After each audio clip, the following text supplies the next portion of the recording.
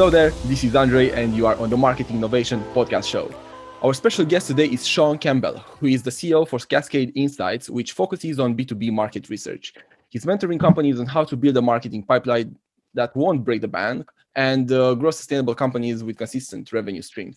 And today in this episode, we'll discuss growing a modern service business. So Sean, how are you? How's the morning going? It's a pleasure to have you here. How's the energy? Yeah, things are great. It's going to be like 109 on Saturday here in Portland, which is really, really hot for Portland, like super hot. Most of the west coast of the U.S. is just going to get kind of baked. So I'm hoping our air conditioner doesn't die and all the rest of that kind of stuff over the weekend. But but it's been things are great. I mean, honestly, it's been a good year for us so far. Overall as business, and life's good.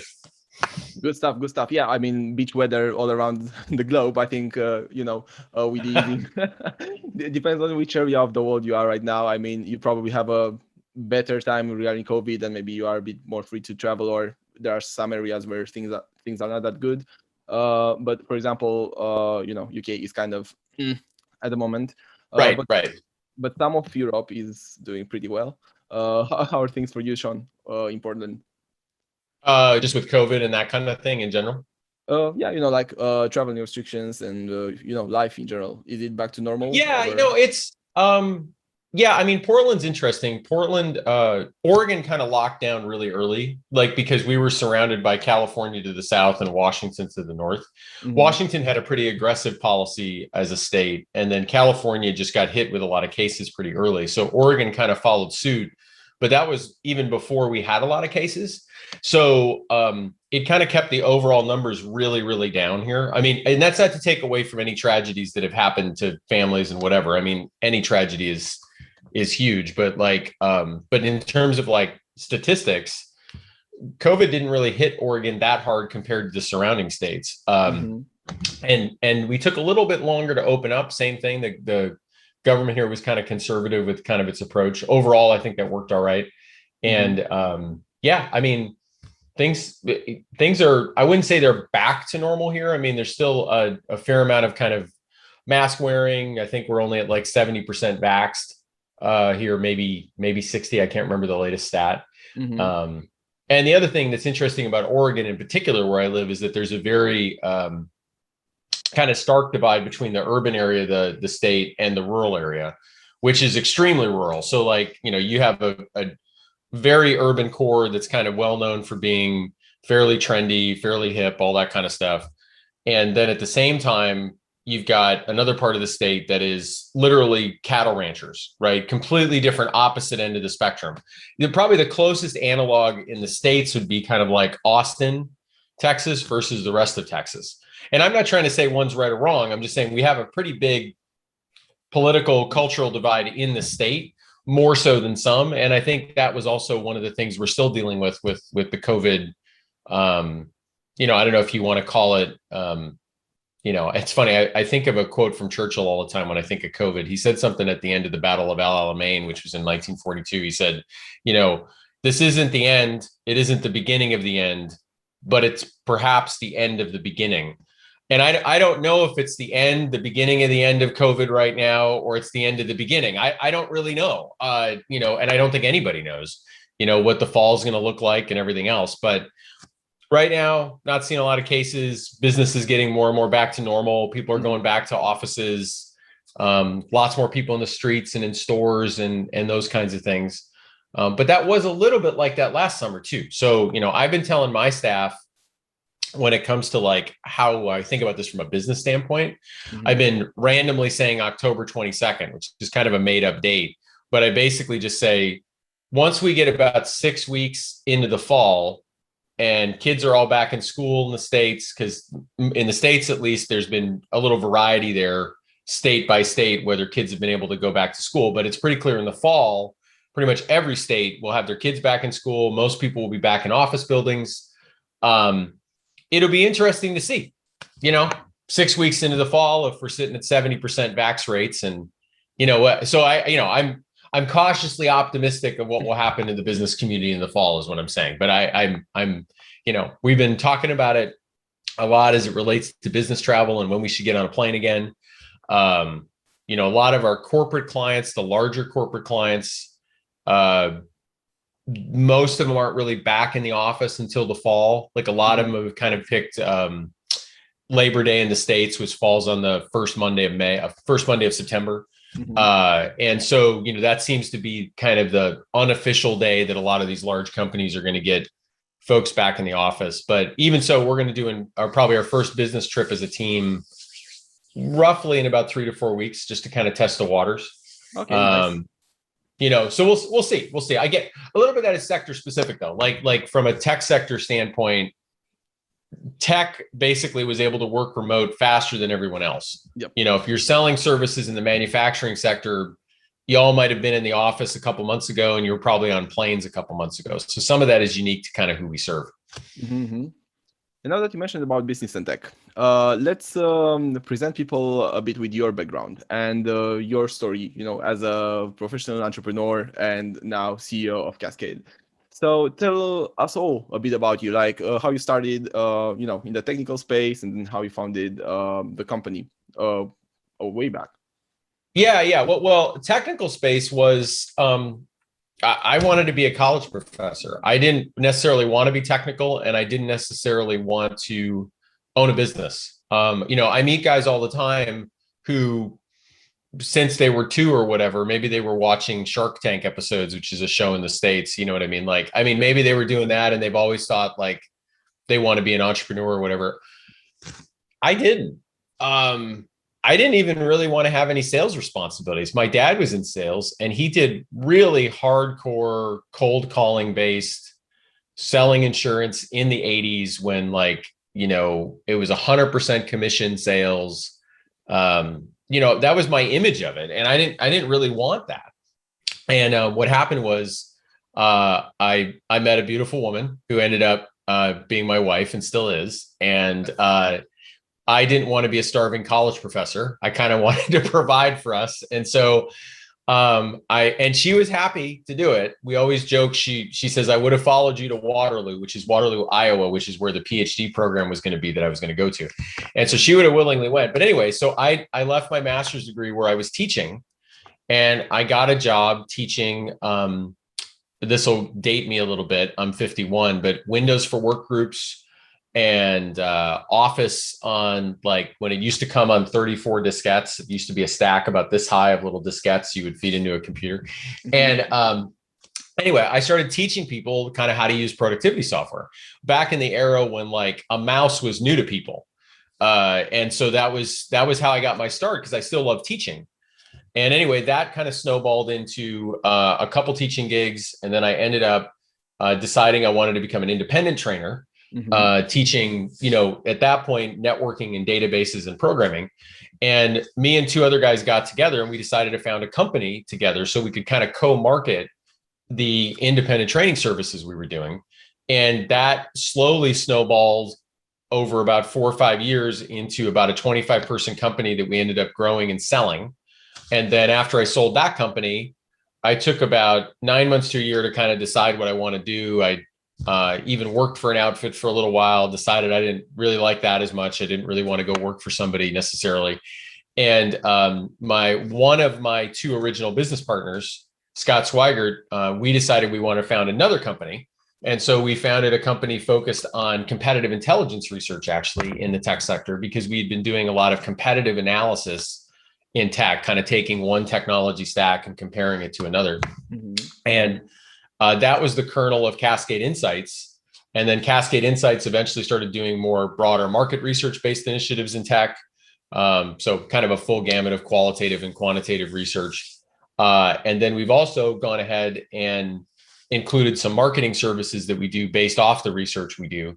And that's now become a company that's slightly over 25 people. We're in 10 different states in the US because it's all virtual. And that's the journey. But if you'd asked me at the start, when I was in college, as I watched the guys that were in business programs trot off to early classes every morning at 8 a.m. or something like that. And I was a liberal arts major showing up for classes that didn't start till noon or whatever, right? I had no dreams whatsoever of being a business owner. It's not like I thought it was a bad idea. I didn't have a problem with it. it's just, it wasn't on my radar. I wanted to teach and I wanted to learn and I wanted to go, it's kind of a bit of who I am. Like every time I learn something, I want to go teach somebody it, like just by default. Like I don't know how to stop that. Like if I learn something or I read a book, I turn around and want to teach somebody it, right? If I learn something new about fishing that's a hobby of mine, I want to put 6 kids in the boat next week that are friends of family and go teach them how to fish. And what I realized is that while the business isn't really just about that, there's a huge component to that, to growing a successful business, which is that you have a passion for learning and that you have a passion for teaching. And you also have a passion for adjusting to what you learn.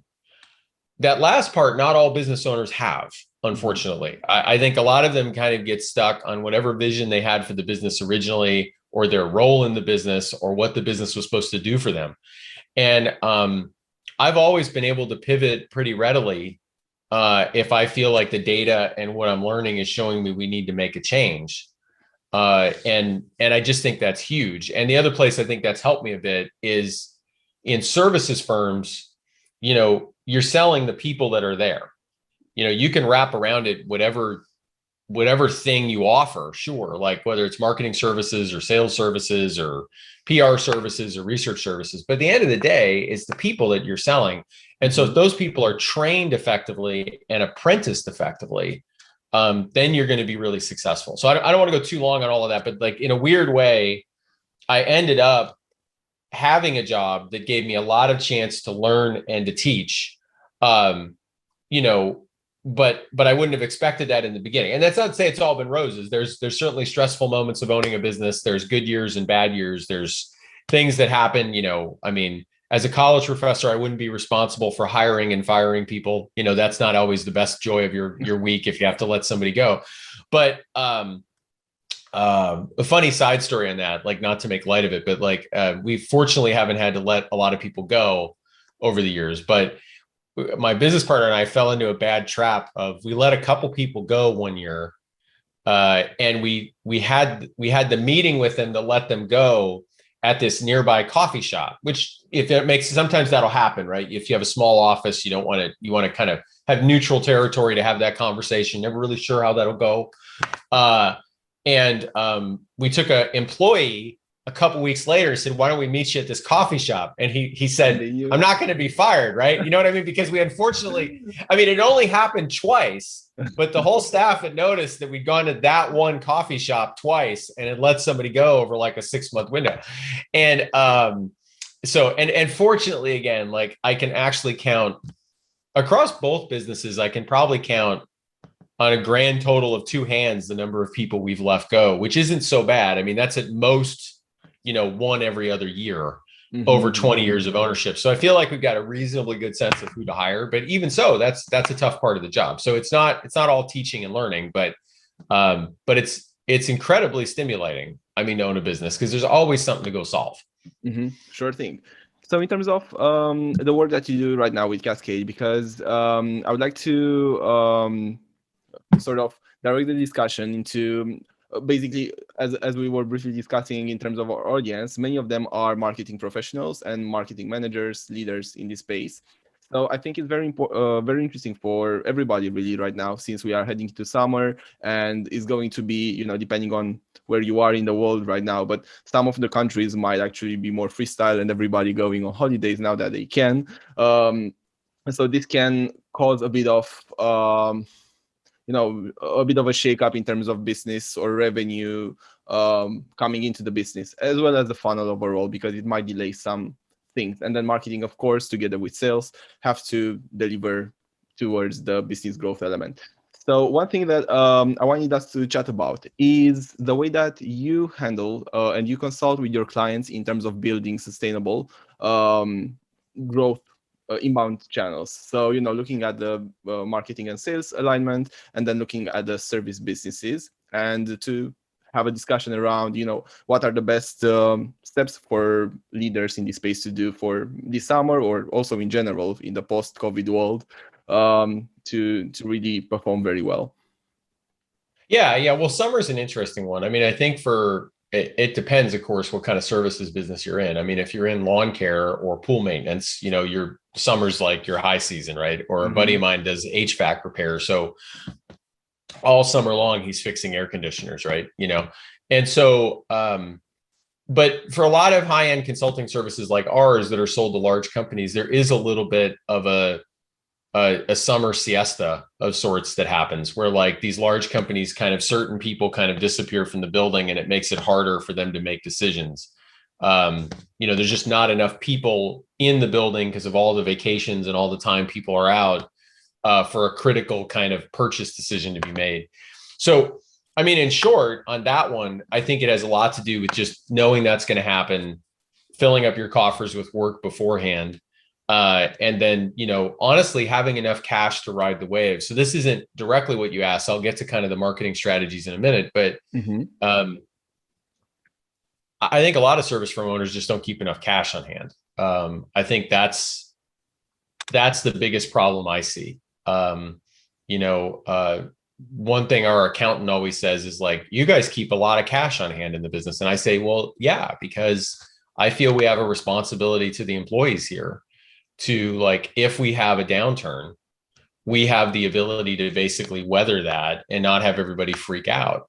And unfortunately, I think a lot of small service firm businesses, the distance between the company bank account and the owner's personal bank account isn't far enough.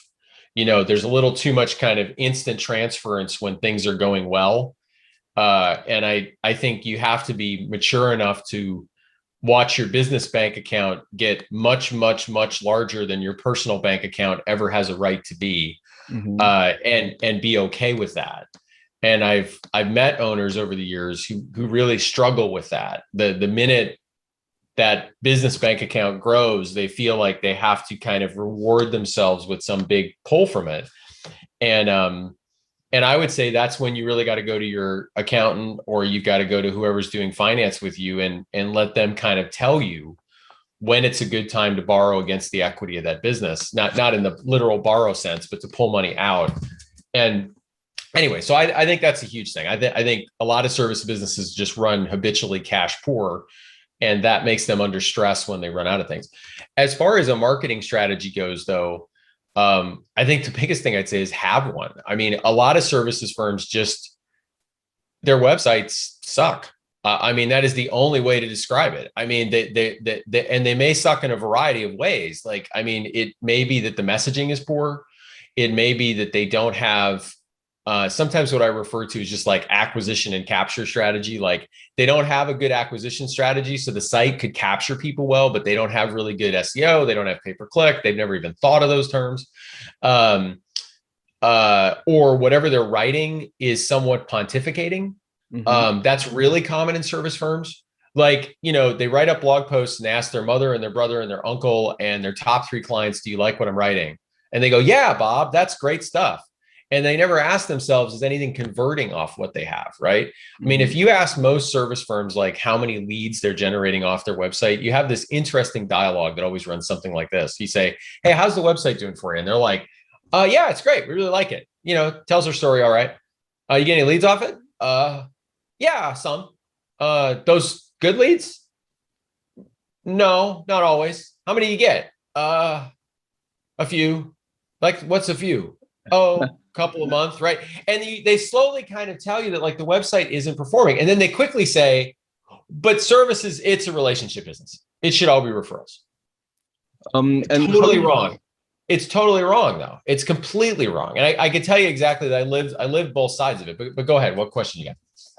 No, actually, I just wanted to press, totally agree with you. And one thing that I wanted to ask you from your experience, because we also work in a B2B space, and we found in a number of cases that this was the case. So I'm curious about the feedback from you.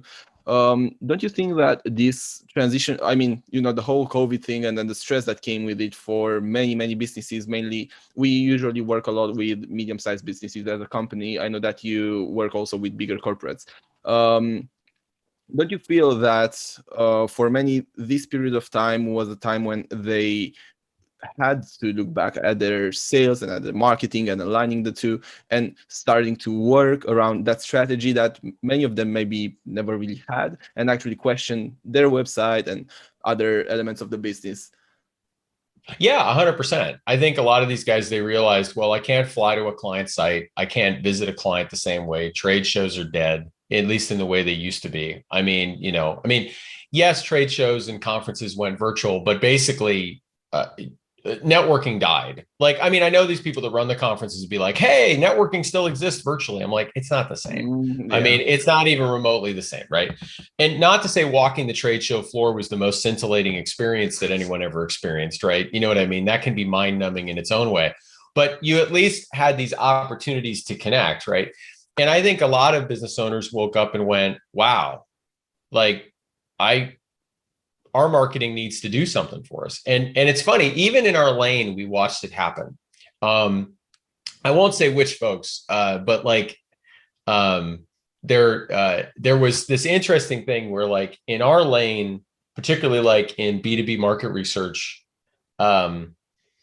there's a lot of other research firms that had fairly poor web presence and websites and SEO strategies and pay-per-click strategies and everything else. And it was fascinating. Last probably Q4 of last year, but especially Q1 of this year, all of a sudden we started to notice these other research firms popping up next to us in the ad listings, and their SEO strategies were changing. And you go to their website and it all been refreshed. So even in our lane, we noticed that while we'd been a little ahead of everybody, we'd been doing a lot of digital work for a long time now. Clearly, these folks woke up and realized, oh, I've got to go spend some time on this. So I think there's definitely an awareness of that.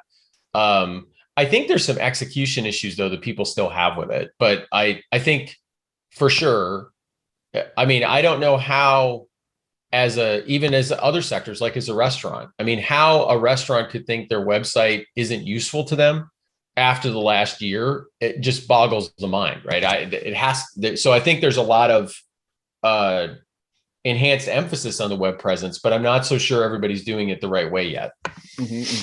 Yeah, I think that probably from a maturity point of view, or actually, just the core understanding of how marketing plays a role in this, probably everybody should just admit the fact that the website is usually the last conversion point, mainly if we talk to B2B businesses, about B2B businesses.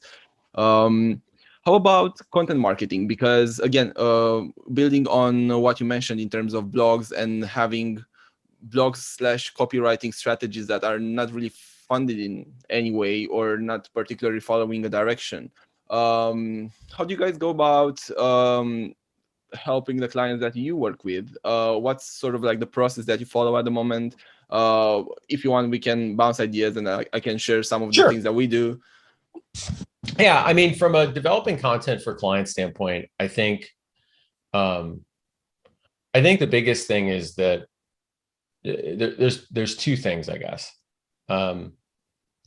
Are you writing to Google or are you writing to a persona? That's the decision you have to write out in the beginning. Because if you're writing to Google, you can write your average listicle post. You can write, top whatever kind of post. If you're writing to a persona, though, you might have to sacrifice a little bit of that kind of writing specifically to Google, right?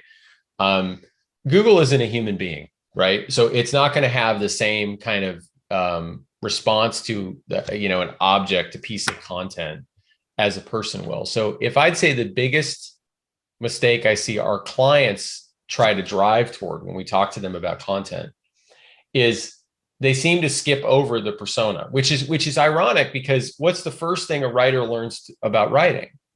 Beyond all the basics, like have a thesis and, don't use passive voice all the time and all the grammatical constructs you're supposed to, steer clear of. Write to someone. And what I would say happens in most B2B marketing and most of our clients' marketing before we show up is they're writing to everyone. They can't, for the life of them, pick an audience for a piece, right? If they're writing to the IT director, they're like, but it also has to address the CFO, and it also has to address this person. And the same thing happens with company sizes. Like you see, it's very hard sometimes for these kind of committees that create content in large companies to say, okay, this piece is just going to be targeted at a developer lead who works inside an enterprise company. Very quickly, that'll be like, well, what about startups? And what about mid-markets? And can we add that in? And it all waters it all down, because inherently people are a little selfish when they read content. Mm-hmm. They want it to be about them. they're inherently selfish. It's not a bad thing, but they want the content to be about them. And the more it's about them, the more they'll read it. Mm-hmm. And when you water it down and try to hit every Google keyword and you try to hit all the different bases and address all your internal audiences and all your stakeholders who want all the content to address all these needs, you have to say, is our goal to address everything, or is our goal to be effective? And if our goal is to be effective, we have to hit a certain persona. And it's really strange. We will have workshops with clients, and I will have to get borderline pokey with them and be like, no, pick a persona. And then they'll all talk for 5 minutes and they'll give me 7 personas. And I'll say, no, pick a persona. Right. And another thing we ask clients that's super important that I think everybody should ask of their own marketing 100% is, what am I not serving? Meaning, like, am I specifically telling myself as I author content, this is the audience this piece is not supposed to address? And it's a little different than enumerating them, because when you say no to an audience, you should probably make that explicit in the piece. And I think that's really, really hard for marketers to do. They always feel like, well, if I leave an audience and I say no to them, I might lose sales from them. And I would say the opposite's true, is that as long as you have the right mix of content, people love the authenticity of you basically saying, this isn't for you. Because in their real life, how often does anybody say that? Mm-hmm. Right? How often does anybody selling you anything say, this isn't for you? Right? And so I think if the world did a little more of that, content would be trusted more in general, which would be huge, right? And at the same time, I think people would sell more. So like a really good example there from a concrete standpoint is, we were dealing with this client, fairly large e-commerce site of technology products. And I was talking to their like chief strategy guy, and there was like a bunch of other people on this conference call. We're talking about like, this major revamp to their website and all their landing pages. And we got in this place where I said, okay, so for this thing, who are you going to serve? Right. And the guy kind of gave me this really long answer. And I said, okay, let me just try this on for size. Let me play client with you. And I started out and I said, so who do you guys serve? And they're like, enterprise, mid-market this way, started this way. I said, no, who are you really good at working with? And he's like, well, I mean, we serve all those. I said, no, I mean, I really want to know who are you good at working? And at one point he cut me off and he says, are you being difficult just for the sake of it? And I said, no. I said, this is the way people will read your content. They're looking for you to say no. They're looking for you to eventually put an edge to what you offer. And the final thing on this is that if you don't do this, the only thing that's going to happen is one of a few possible negative outcomes, which are A, the person looks at your competitor's website and your competitor might define what you don't do. Like they've got a, kind of comparison chart, or they go hunting the web through third-party review sites or through influencer sites, trying to figure it out. What is it you don't do? And so I think, if I had a nickel to spend on what I would do to fix content marketing, I would have more pieces that say, this isn't for you. And then all along the way, it's saying who it's for. I think that's the hardest thing we struggle with clients. And I think it would just make the world a better place, honestly, if people did more of that. And now looking, I think it's a nice moment for us to divert a bit into the customer journey in the B2B space, because I know that you guys from, working with the Cascade, you guys help a lot businesses in understanding their buyer journey research, and then, the buyer personas, and building up this sort of framework and understanding what their audiences need from them really, and how to address that best. So I was wondering if you have good or insightful recent case study that we could discuss about when looking at the way that the customer journey was influenced lately in the B2B space, because ultimately it's a person that does the purchase. So, how are they looking for that specific service that they're after differently now than they were in the past? And now we touched a bit on this when we were discussing about conferences and live events that are not really happening that the way that they used to be. Would you have maybe a concrete example that we can discuss on in terms of a business that found through research that actually their customer journey changed quite a bit and that they had to adjust so that they can deliver, so that they can get the results that they needed from their marketing and sales activities? Sure. I mean, I would say one of the more perennial things we see is that it kind of gets back a little bit to the persona thing, but like they will inevitably target too high for their content.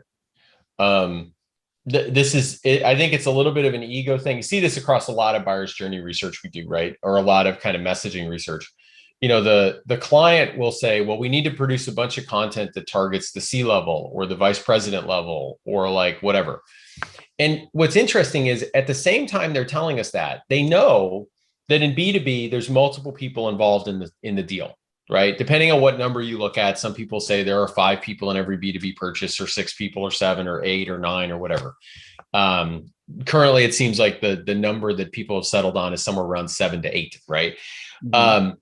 So what's interesting though is that people will tend to write content to basically the most important person with the biggest title a lot of times, when really, I think if they're thinking about the front part of the buyer's journey, the discovery part where that person is like looking for vendors and looking for solutions, it's actually someone probably quite junior.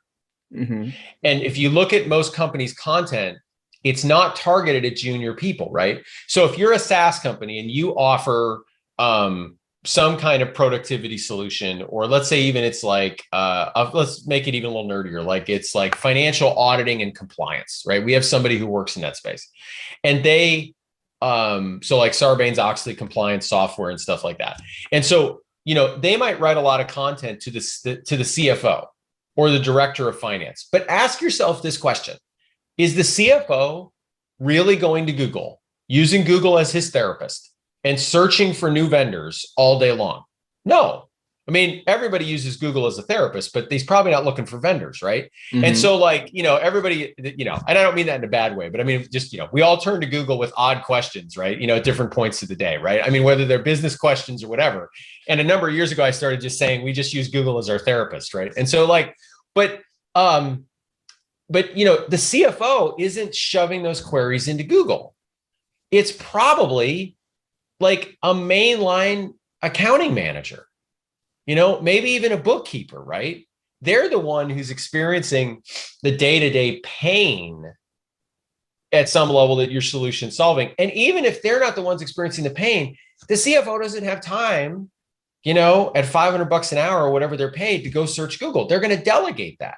Mm-hmm. So there's this weird air gap where, sales and marketing sit in a room and they say, who's the most important person in the deal? And what they do is they do this weird mapping where they say, well, the most important person is the person that ultimately signed the check and ultimately signed off on blah, blah, blah, blah, blah. But that's not the person who did the discovery. And your content should be written to make that person that's doing the discovery go, yes, I trust you. Giving you to my boss will be a safe decision. Mm-hmm. You've told me what you do and you don't do. I won't look like an idiot for referring you or mm-hmm. bringing you in.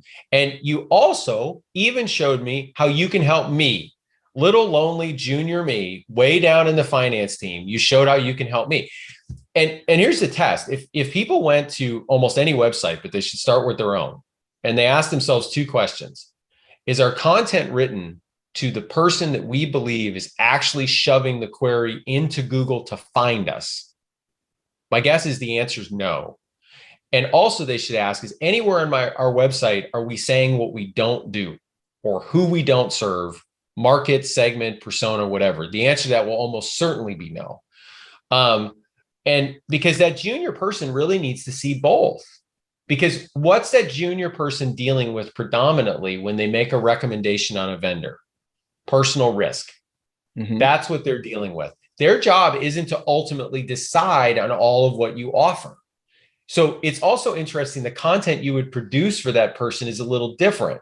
Do they need a big, huge competitive matrix? Maybe not. Maybe what they need is they need basically an understanding that you will be a good partner that you will work with them effectively. Yes, you have some comparison points with your competitors that are worthy, right? And I rarely see anyone, particularly in the services lane, kind of write that way. That makes it clear that we will be kind of safe for you to recommend. Yet, we've done this research on this before. There's an outfit, to protect client confidences, I won't say, but this was an agile training firm. And they wanted to move up market in their selling. They wanted to sell more to like VPs of product development and, senior leadership, but they were doing training classes with junior people. And they didn't really feel like they were getting senior people to come to the training classes. And they were convinced that they had to do this kind of full board direct approach, put a lot of content that the senior people want. And when we interviewed a lot of these junior people as part of research, they said, honestly, what I really want is the confidence that you won't kind of make it difficult for me when I recommend you, right? You'll keep me in the loop. You won't run around me, right? You won't just forget that I brought you in. You will enhance my career just as much as you'll enhance my boss's and my grand boss's career, right? Now, and it's not to say companies don't do this. Sometimes there's somebody who does this really well. There's a software company called Tableau who did this really, really well. They went after kind of, I don't know if you've heard much about Tableau as a product, but I'll give a brief flyby if listeners haven't heard it. But so Excel, everybody knows about Excel. And in Excel, you can make charts and graphs and visualizations. But everybody knows that the charts and graphs and visualizations in Excel are average, basically. They're not sexy looking, right? So Tableau comes along and says, we're going to make really sexy, awesome looking visualizations off your data. But we're not going to go target the guy that runs the blinky light servers inside the data center. We're not going to go target him or her. And we're not going to go target your boss. We're going to actually go target the person building those charts and graphs. And they want to be seen as a valuable member of the company by building these sexy data visualizations. And they want an easy way to do it. And they're struggling to do it in the Leatherman tool of the business world known as Excel, right? That does everything, the Swiss Army knife. And so they went after them and they built communities around this concept, and their marketing was targeted at making these people heroes. And they ended up getting bought by Salesforce for like a ton of money. And they're really valuable. And so and there are other companies like this, like I said, but it's much more common, to wrap this up, this little kind of section up, like for these companies to target toward the person they felt was kind of the economic buyer, or the person that was the last most significant title they met in the sales process, versus that person doing discovery. So I would go back and tell listeners to check two things on your site. One, is your content written to the person shoving the queries into Google to find you? If it's not, fix that. And secondarily, give that person some faith in you that you know what you shouldn't do by putting something around that on the site and the markets you don't serve and the people you don't serve. I think you'll get a lot more sales in the end. And honestly, you'll probably have more fun writing that content than trying to turn the mind of some random CFO any day. At least that's my opinion. Yeah, and also save a ton of time, in the sales process, because you don't want to spend time on, people that you don't really serve. Yeah, very good insights. Totally on board with everything that you did. We've been also as a company, like firsthand through this journey when we first launched and we had to pick our market, and then saying no as a startup. I think it's one of the hardest things that you can do in the beginning, because revenue. Right. And you have it there. But once you start being accustomed to it and knowing what you want and what you'd like to serve, and what you don't, then I think the journey becomes a bit smoother, and trusting that will work out, it will usually work out. Super cool. So in terms of your plans for this year, and ways that you work with companies nowadays, ways in which you might be able to maybe help some of the guys tuning in today, who are you guys serving and who you are not? Yeah. Well, let's start with who we're not. That's probably the best way to go. We work with anybody who makes technology that isn't typically sold in a Best Buy. That's how I used to say it, or like an electronics retailer, a commerce retailer. We deal with all the B2B technology products that are a little bit more invisible. So like clients include folks like Amazon Web Services, Microsoft Azure, Google Cloud Platform, We also work with a lot of startups that sell B2B technology or B2B SaaS. And what we do for them is we'll basically do what I sometimes say are just two things, although it's a little broader than that, of course. We ask the right questions of the right people, and that's the research side of the business. So we go find the right people, whether that's in a qualitative or a quantitative venue, and ask them the right questions so you can move the business forward. So that could be like, buyer persona research, messaging research, brand research, competitive research, those things. And then on the other side of the business, on the marketing side, we focus on making sure that you're saying the right things to the right people. We don't try to run your pay-per-click campaign for you. We don't try to do SEO. We don't try to do those things. We're very laser focused on messaging and then packaging that up in whatever form makes the most sense. So whether that's something written or something video or something animated. And the reason I think both of them work really well together for us as a business is we're spending all this time. It's now like year 16, basically, of just staying focused on the needs of B2B technology companies and researching them over and over and over again, and the problems they have and the journey issues and the persona issues and the messaging. And that's just filled us with a lot of really good, interesting best practices and just even observations at a kind of meta level of how to get messaging right for B2B audiences. And so, most folks, that's what they'll hire us for, is some kind of combination of those two skill sets, sometimes isolated, sometimes they'll just hire us for research or sometimes just marketing. But it's pretty common for somebody to say, we don't know this problem about like our market, or we're losing to a competitor, or our messaging isn't resonating. Can you help run some research on that? And then when that's done, can you help us fix that messaging and, get our website better, write us a messaging framework, help us author some content, get some sales enablement materials out there. And it's a fun place to be because, there's way too much bad messaging out there. So as much good messaging as we can create, I'm happy with. And it's nice to come back 6 months later and say, wow, now you're getting leads and you weren't getting leads before, or now you feel comfortable about what you're saying to the market and you didn't before. So that's basically who we are. Great stuff. And if people want to find out more about you, or they want to follow you on one core platform, which one would be the platform that you'd like to direct them to? Is it your website? Is it LinkedIn, Facebook, something else? Just a website, honestly. Just go to cascadeinsights.com. That's the easiest. And as far as reaching out to me, I'm on various social networks and platforms, but to be honest, I don't always check the messaging from there. I've got plenty to do. The fastest way to get a hold of me is honestly just email me. So that's just Sean, SEAN at cascadeinsights.com.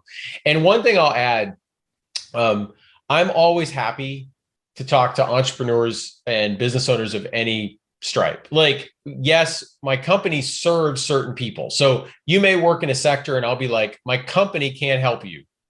Fine. But there's always a certain amount of like collegial conversation that can happen if you're having struggles as a business owner. And it's always, helpful to have somebody to kind of talk to. So if you're out there listening and you're like, I don't do anything with B2B tech, but I like what he said, and I'd love to be able to just chat with him about business, you can email me too. We won't work for you, but I'll talk to you. So I'm happy to do that. That's super kind. Cool, guys. So we'll have links to these in the description of this episode, depending on where you're viewing it, but we'll add them everywhere. And until next time, Sean, it was really a pleasure and a very nice chat today. Looking forward to staying in touch. And for you guys listening, as you already know, if you have certain questions that you'd like myself or Sean to address, or you'd like us to organize something for the future, always reach out to me or to Sean. You have our address in the description as well. So that's hello@marketyou.com. Make sure that you write your question, and we'll do our best to answer it together, or maybe in a future episode, depending on what struggle you are going through. And Sean, again, thank you for the offer to our listeners to get in touch. I think this would be really valuable for somebody that need the hand to know that they can reach out to people like yourself, like us, for basically free hand of help. I think that's great. Cool. Well, until next time, have an awesome one. Thank you, Sean, again, and looking forward to catching up soon. All right. Thanks, man. Take it easy. Bye. You too. Bye-bye.